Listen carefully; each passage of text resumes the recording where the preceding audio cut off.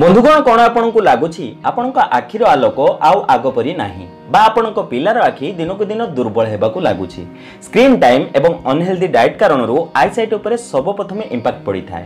आज यही वीडियो रे मु आपन एमती एक घरोई उपचार शेयर करी जहाँकि आपण आखिर आलोक को बढ़ई पारे। यही उपचार ना केवल सहज अटे बरं प्रत्येक बयसर लोक यहाकू यूज करें। हेले आखिर आलोक बढ़ेबार अर्थ सर्वदा लोक भूल बुझी थांती। यार अर्थ नुहे कि आपण को चश्मा टोटाली यूज करने को हेबनी बा चश्मा जदि आपण यूज करूछंती तेबे ताहा आउ यूज करने को पड़िबनी। हेले मने रखंतु आखिरे चश्मा रिफ्रैक्टिव एरर पई लगा जाए जहाकू केवल चश्मा रे यूज करी ही सॉल्व करा जाई पारिबो। आखिरे चश्मा लगाबार अर्थ आईसाइट जेमिति बेस्ट पॉसिबल वे रे काम करिवो। आखिर मसल्स एवं नर्व शक्तिशाली हेबो। आखि जेमिति ड्राई न हेबो एवं पढ़िबा लेखिबा द्वारा बा टीवी एवं मोबाइल रो यूज करिबा द्वारा आखि ऊपर जो स्ट्रेन पड़ी थाए ताहार प्रभाव जेमिति कम पड़िबो। फलरे आम आखि रे केबे भी कोनोसी प्रकारर समस्या जेमिति न हेबो। चश्मा लगेबार जेमिति हमकु आवश्यकता न पड़िबो बा जदि आगुरु चश्मा लागि सारिछि तेबे एटलिस्ट सेही नंबर सेहिटी ही जेमिति बंद हेइ जाऊ बा न बढ़ू बा अल्प बहुत जेमिति ताहा इंप्रूव हेउ। तेबे चलंतु आजिर एही वीडियो रे आमे एमिति एक इफेक्टिव एवं सहज उपचार विषय जानिबा जहाँकि आपनको बहुत अधिक फायदा पहुंचाइबो। आपनको आखि को हेल्दी रखिबो, आपनको आखिर आलोक को बढ़ेइबो एवं आपनको ब्रेन को भी क्षिप्र करिबो। बंधुगण आखि आम लाइफ रो एक प्राइसलेस गिफ्ट अटे किंतु आजिर समय स्क्रीन्स जंक फूड एवं स्ट्रेस कारण आमे आम आखि को सबुठ अधिक क्षति पहुंचाउछंती। मु बुझी पारुछि आपन को केते समस्या होई थाए जेबे आपन को चश्मार नंबर बारंबार बढ़ी थाए बा आखि दुर्बल होई जाए। गोटे समय थिला एक बयस सीमा परे आखि दुर्बल हेउथला किंतु आजिर समय जदि आपन निज आखपाख देखिबे तेबे आखिर प्रॉब्लम केवल वयस्क लोकंकु नुहे बरं छोट पिलांकु मध्य बहुत अधिक मात्रा रे आइज प्रॉब्लम हेबाकु लागिलानी। किंतु जदि आपन किछि छोट छोट कथार ध्यान रखिबे एवं साथी आखिर आलोक बढ़ाउथुबा आजिर एही रेमेडी को ट्राई करिबा आरंभ करि देबे तेबे आपण निजर आखि को आहुरी अधिक खराब हेबारो बंचै परिबे। इन फैक्ट आपण को आखि को आहुरी अधिक हेल्दी बनै परिबे एवं आखिर आलोक को बढ़ै परिबे। बंधुगण आपण निजर आखि को एक्स्ट्रा स्क्रीन रो बंचैया पई जेबे भी आपण लैपटॉप बा मोबाइल रे काम करूछंती बा किछि पढिबा लेखिबार काम करूछंती तेबे प्रत्येक आधा घंटा रे थरे आपण चेष्टा करंतु आपण को आखि को स्क्रीन रो हटे आपण को कम रो कम 20 मीटर दूर कोनोसी जिनिस ऊपर फोकस करिबाकू।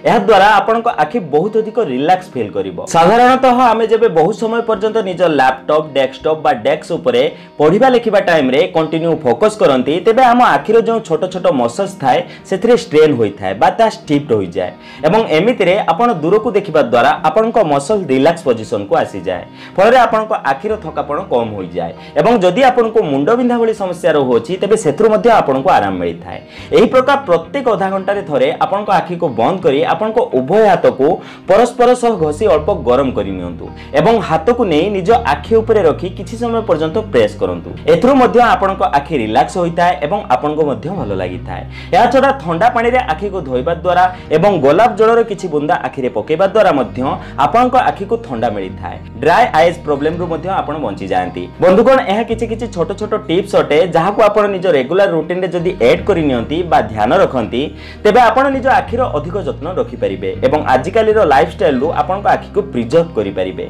जहा कि बहुत कॉमन अटे। या सहित आजिर एही रेमेडी जहा हेबे मु आपण को बनेबा सिखेबे ताहार जदी आपण यूज करंती तेबे आपण को आहुरी अधिक फायदा मिलिबो एवं लंबा समय पर्यंत आपण को आखि रे कोनोसी प्रकार रो समस्या देखिबा को मिलिबो नाही। बंधुगण आजिर एही रेमेडी जहा आज हमें बनेबा सिखिबा एहा एक ट्रेडिशनल रेमेडी अटे जहा को बहु पुरातन काल रु हम पूर्व पुरुष माने यूज करि आसुचंती। जेबे प्रथमे आपण एही रेमेडी विषय रे जानिबे तेबे आपण को मन मध्ये प्रश्न आसी पारे कोन एही सिंपल रेमेडी हम आखिर आलोक बढ़ई पारिबो। तेबे मने रखंतु साइंस एवं आयुर्वेद अनुसार आजिर एही रेमेडी आखिर आलोक बढ़ाया पई जबरदस्त अटे। आजिर एही रेमेडी को बनाया पई हमकु केवल 4टी जिनिसर आवश्यकता पड़िबो। प्रथम सामग्री आपण को एथि पई आवश्यक ताहा अटे पानमधुरी बा फिनेल सीड्स। पानमधुरी रु विटामिन ए मिली थाए जहा कि डायरेक्टली आपण को आखिर सेल्स को रिपेयर करि थाए एवं ताहा को स्ट्रांग बनै थाए। साथी रे पानमधुरी रे लुटिन एवं जिएजांथिन नामक दुईटी एंटीऑक्सीडेंट मिली थाए जहा कि आपण को आखि को स्क्रीन रे होइतुबा ऑक्सीडेटिव स्ट्रेस तो बंचै थाए। इन फैक्ट पानमधुरी को आयुर्वेदिक टेक्स्ट रे दृष्टिवर्धक कहा जाय अछि अर्थात एहा आईसाइट को बढ़ावा वाला माना जाय। द्वितीय सामग्री आपण को एथि पय आवश्यक ताहा हटे गोलमरीच बा ब्लैक पेपर। गोलमरीच न्यूट्रिएंट्स रो एब्जॉर्प्शन को बूस्ट करि थाए एवं ब्लड सर्कुलेशन को इंप्रूव करि थाए। तृतीय सामग्री आपण को एथि पय आवश्यक बादाम बा आलमंड। बादाम विटामिन ई एवं ओमेगा 3 फैटी एसिड एक बहुत भल सोर्स अटे। यह आपण आखिर नर्व्स को एवं आपण मस्तिष्क को नोरिश करिथाय एवं ताहाको हेल्दी बनै थाए। फाइनली शेष सामग्री आपण को एथिपाय आवश्यक ताहटे मिश्री। मिश्री केवल टेस्ट इंप्रूव करि न थाए बरं एहार कूलिंग इफेक्ट आपण आखि पय बहुत अधिक सुदिंग अटे। सेथिपाय जदि आपण पित्त रिलेटेड प्रॉब्लम पय चिंतित, आखि लाल होई जिबा, शरीर भितर गरम रहिबा बा आइस ड्राइनेस भली समस्या रहउची, तेबे मिश्री सेथिपाय एक नेचुरल रेमेडी अटे। एही रेमेडी को बनिया पय सर्वप्रथम आपण 100 ग्राम पान मधुरी नियंतु एवं एहाको स्लो फ्लेम रे अल्प भाजी नियंतु। तापरे आपण एहाको गैस रु काढी अल्प ठंडा हेबा पय छाडी दियंतु। तापरे 100 ग्राम आलमंड को मध्य एथिरे पकेई ताहाको मध्य अल्प ड्राई रोस्ट करि नियंतु। तापरे एहाको मध्य गैस रु ओल्हेई ठंडा हेबा पय छाडी दियंतु। तापरे एहाको अलगा अलगा करी ग्राइंडिंग करि नियंतु। एबे आपण 200 ग्राम मिश्री नियंतु एवं ताहाको ग्राइंडिंग करी एहार पाउडर बनै दियंतु।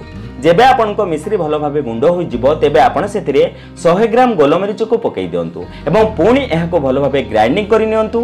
तापरे ग्राइंडिंग करि रखिथिबा पान मधुरी एवं आलमंड को मध्य एथिरे पकेई समस्त जिनिस को पुणी थरे भलो भाबे ग्राइंडिंग करि नियंतु। एबे आपणकर एही रेमेडी बनी प्रस्तुत। एही गुंड को आपण कोनोसी एयर टाइट कंटेनर रे बा डब्बा रे स्टोर करि रखि दियंतु। एही गुंड रु प्रतिदिन 1 चामच नियंतु एवं 1 ग्लास उषुम क्षीर बा पानी रे एहाको भलो भाबे मिक्स करंतु। रात्रि सोइबा पूर्वरो आपण एहार प्रतिदिन सेवन करंतु। एही पाउडर को जेबे आपण थरे बनांती, तेबे आपण एहाको 1 रु 2 मास पर्यंत आराम से स्टोर करि रखि परिबे।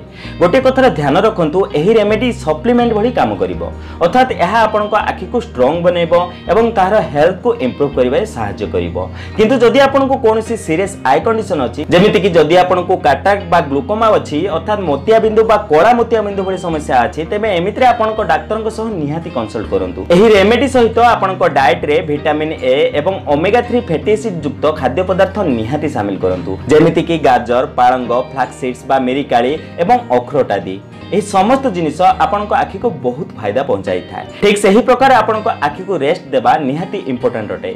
जदि आपण को स्क्रीन टाइम अधिक अटे बा बहुत अधिक आपण कंप्यूटर आदि रे काम करंती, तेबे प्रत्येक 20 मिनिट रे थरे 20 सेकंड पई 20 मीटर दूर रो कोनोसी जिनिस को निहाती देखंतु। एहा द्वारा आपण को डिजिटल आई स्ट्रेन बहु परिमाण रे कम होई जाय एवं ड्राई आईज भली समस्या हुए नाही। आ गोटे कथा मने रखंतु, रात्रि रे लेट नाइट पर्यंत टीवी बा मोबाइल देखंतु नाही, कारण नेक्स्ट डे इंटरनेट रु सही जिनिस आपण पुणी थरे देखि पारिबे बा नेटफ्लिक्स रु फिल्म देखि पारिबे। हेले आखि जदि थरे खराब होई जाय, तेबे द्वितीय थर आपण को ताहा मिलिबो नाही। तेबे एही समस्त कथार ध्यान रखिबा सहित आजिर एही रेमेडी निहाती ट्राई करंतु एवं देखिबे आपण को आइज रो ओवरऑल हेल्थ बहुत बढ़िया इंप्रूव हेबो। वीडियो जदि पसंद आसी थाए, तेबे गोटे लाइक दियंतु। चैनल को जदि नुआ आसीछंती, तेबे सब्सक्राइब करंतु एवं मन रे जदि कोनोसी प्रश्न अछि, तेबे कमेंट करी निहाती जणांतु।